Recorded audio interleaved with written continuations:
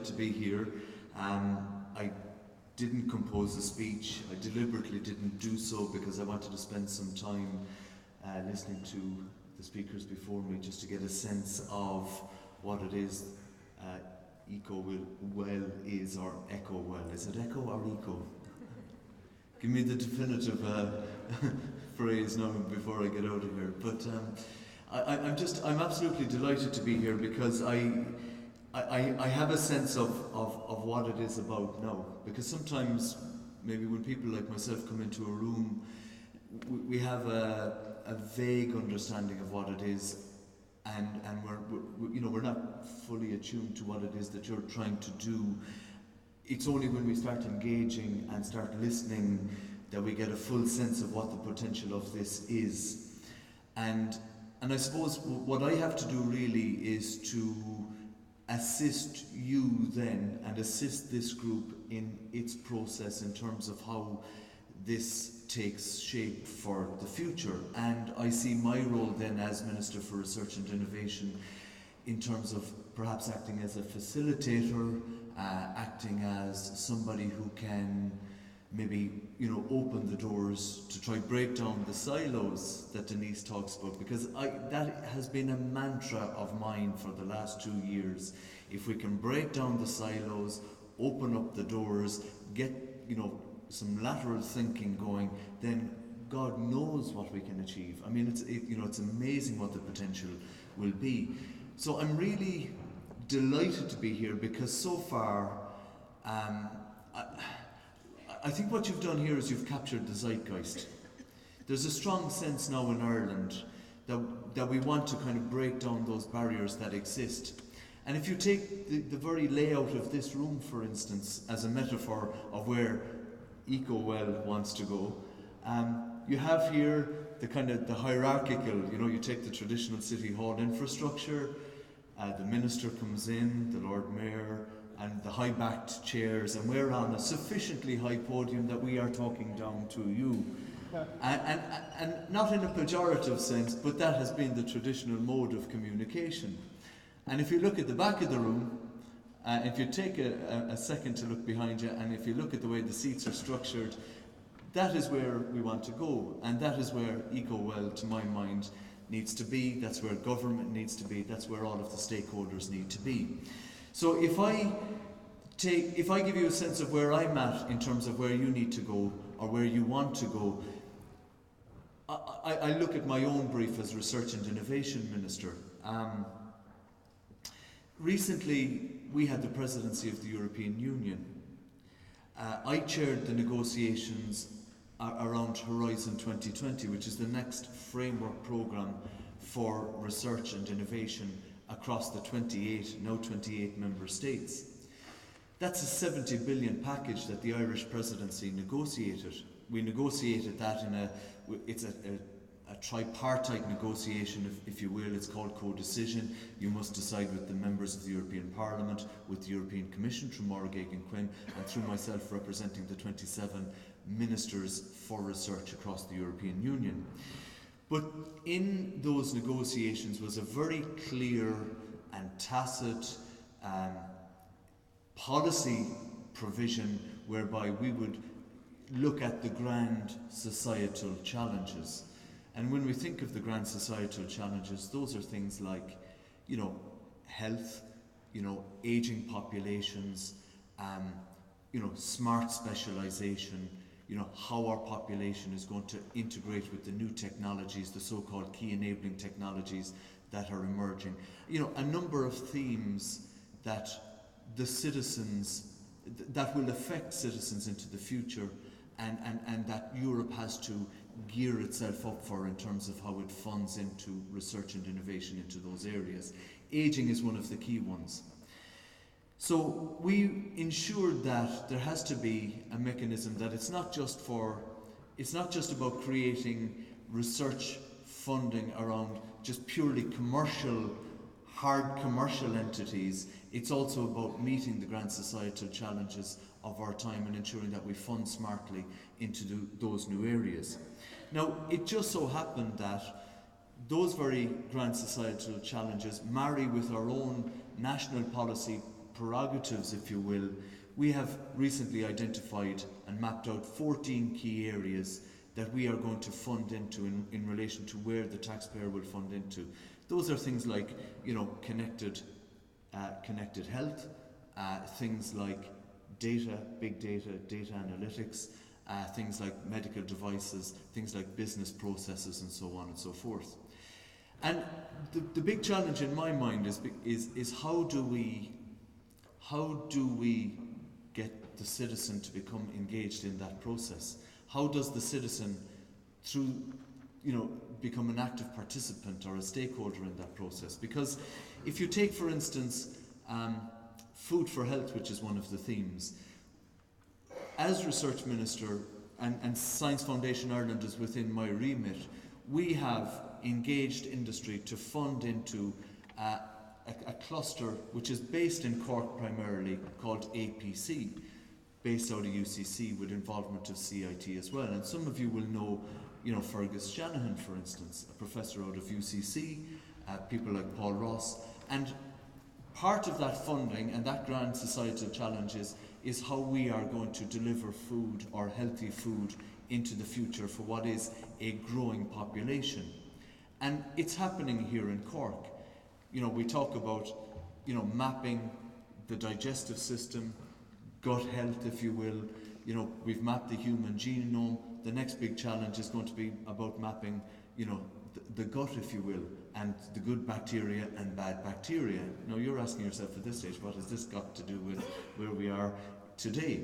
But if we're going to be serious about things like eco-well, for instance, there has to be some sort of translational element, such that if government is funding into Science Foundation Ireland and is funding activity here that is going to have a major impact on populations, we have to find some way such that the stakeholders here can engage with that process. Because if EcoWell is going to be successful, it has to have a sense of what is going on within academia, within the Cork landscape as well. It has to have an in-depth knowledge of that. So food is one of the areas that Denise spoke about, and food innovation. Now, if we're talking about food, are we talking about, how we consume food? Are we talking about obesity? Are we talking about, whether or not there is food poverty within a city? And I think if we're going to be serious about that, then I think we need to have a strong academic linkage into that as well. And this is where the silos need to be broken down. And this is what the big challenges are, and this is perhaps maybe an area where I can help. And again, there is big science going on in Cork City. It has a global impact. The 7 SFI centres, all of the activities of those new 7 centres, which map onto the 14 priority areas, which map onto Horizon 2020, they're going to have a global impact, and it's all happening within institutions in this very city and beyond as well, in Chalgask, in Moore Park, in Fermoy. That's around the food space. So it's about maybe opening doors and all of us knowing exactly what everybody else is doing, so that we can create those synergies and perhaps build linkages to innovate and to make for a better life for all, ultimately, which is what this is all about. If I take data, we've created an entity of which Cork is a major part of from an academic point of view around data analytics. And the big challenge that I have in my mind is, how do we get access to the data sets that we speak about? That if we can mine those data sets and bring people such as this stakeholder grouping into that process, what we could do with those data sets if we had access to them. Now that means knocking down the door of the Department of Health, knocking down the door of the HSE, collaborating then, bringing population, mining the data sets to see, can we analyse where there are deficits in terms of how health policy is actually, brought to bear on the population, if you know what I mean. Can we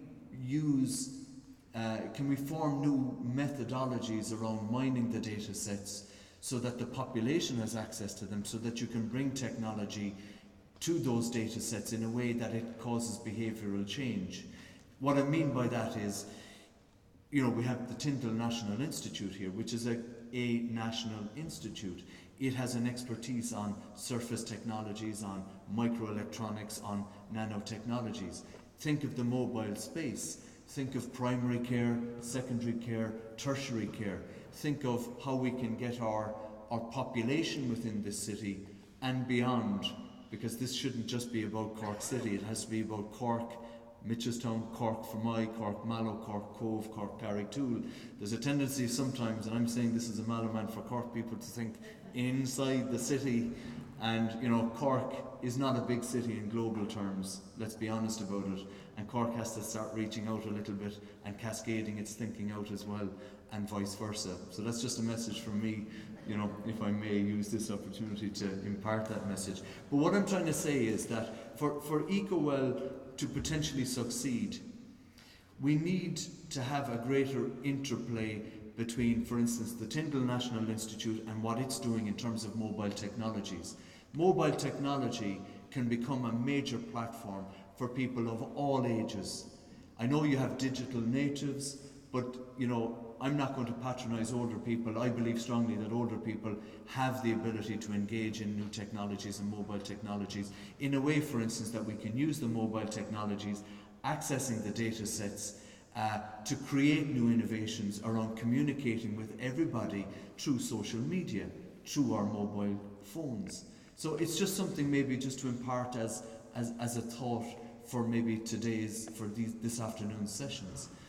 I was at a meeting last night, with a community group who were having, and it was about water shortages and leaks in a small community in North Cork, okay? And, they couldn't understand why Cork County Council was not communicating with them via social media, and there's no excuse why a local authority or a municipal authority cannot use social media now to communicate to a wider populace, and vice versa, that the populace can communicate back to the local authority, not necessarily bypassing the political structure, but you politically empower the populace to start feeding back and influencing how the local authority imparts its policy or changes its policy direction in relation to delivering better services for people. And to me, it's about empowering the population now, utilising the technology, and but we're not doing it quickly enough in this region, I would say. Maybe that's my fault. I don't want to, there's no blame here. Maybe we need to adopt or bring the people to the institutions, and we need to start the conversation. And the institutions, and I don't blame the institutions or the academics or the principal investigators. They're drilling down into their technologies. They're innovating in their own ways within their own silos. But if we can bring you guys in to talk to these guys, then you've all sorts of challenges that can be met through a collaborative process. That's essentially the point I'm making, and I think that's how this is going to really take shape. So I hope I'm not being too verbose, and I hope there's an understanding of what it is that I'm trying to say. But essentially what I'm saying is that it's what Denise has really encapsulated for me. It's about breaking down the silos, getting greater flows of communication, flattening the structures so that people have access, and creating new ideas, and the academics coming to meet people such as yourselves in this room, and maybe creating new modes of communication, so that Cork then becomes a region that will be looked at globally as having natural synergies that build up informally and formally, in a way that makes Cork a natural testbed then for new global innovations into the future. And that's essentially where I see the Cork landscape going. I'm attending a conference at Tyndall after this, and we're looking at new ways of creating smart systems, smart systems using technology around energy, health, food, and the environment. And that's at a technological level. But in order to do it at a technological level, you have to have a societal understanding of what the challenges are. you know. And I think it's through the stakeholder group here at EcoWell that the technologists and the scientists will be able to kind of rise to those challenges that exist. So I'm absolutely delighted to be here, Dennis and Tina and everybody who has organised this, Elmarie and Denise, and if I'm leaving out names, I'm sincerely sorry, but I believe that Cork has the capacity and the ability to become a global leader when it comes to innovation on this nature. I honestly believe that you've captured the zeitgeist here, because in government I was thinking as a Minister for Innovation of how we were going to kind of democratise, if you will, what it is that we're doing from a national policy point of view. We're putting taxpayers' money into meeting the grand societal challenges. I'm confident that Ireland will be able to draw down quite significant funding under Horizon 2020 to meet those grand societal challenges. But how do we engage the people in this room, and what will the learnings be from this afternoon around those challenges? So my clear intention is to follow up again. I think Martin is facilitating the process in the afternoon, and I've already said to Martin, because I've got to skip off now actually, you know, but there will be a follow-up with myself around this to see how we can maybe break down some of those silos. And I know I see Michael Loftus in the room from CIT. Like, in fairness to CIT, you know, they have an entrepreneur in residence, Kieran Moynihan. I know that the way CIT and UCC thinks is it's outward looking and it's lateral. So I believe that something can come of this engagement. You know, I see Cork Innovates, Siobhan is here. I see Connor from Chamber of Commerce is here. You know, these are people who are thinking about the Cork landscape and thinking about how we can up the ante, if you will. I see our friends from Mitchelstown as well. And don't forget that it's not just about the city, because I think if this is going to be successful, we have to think maybe regionally as well. The other thing I will say, just to conclude, is there is a health innovation hub in Cork, and it exists precisely for the reasons that Denise has outlined earlier. It's funded by my department and the Department of Health.